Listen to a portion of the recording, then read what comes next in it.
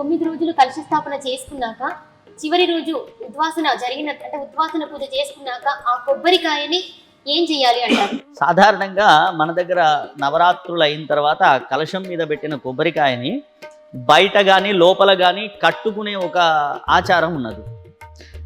కానీ నిజానికి ఈ కట్టే పద్ధతి లేదు.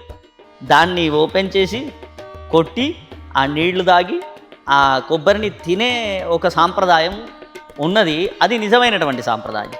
కానీ అది 9 రోజుల తర్వాత దాని పరిస్థితి ఎట్లా ఉంటుందో ఏమో అనేటువంటి ఒక ఆలోచన, మరి దానికి ఏం కారణమో నాకు తెలియదు. కానీ ఈ కట్టడం అనేది ప్రారంభం చేశారు. ఈ కట్టడంలోనూ బయట కట్టడం మంచిదా లోపల కట్టడం మంచిదా అనేటువంటి ఆ డౌట్ కూడా మనలో చాలామందికి వస్తూ ఉంటుంది. అయితే ఈ కలశం ఏదైతే అమ్మవారి అనుగ్రహంగా మనం భావించి తీసుకున్నటువంటి కలశం ఉన్నదో దీన్ని బయట కట్టడం శ్రేయస్కరం.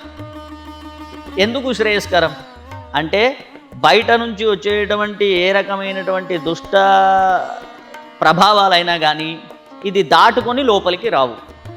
కాబట్టి వీటిని బయట కట్టడం సర్వశ్రేయస్కరం.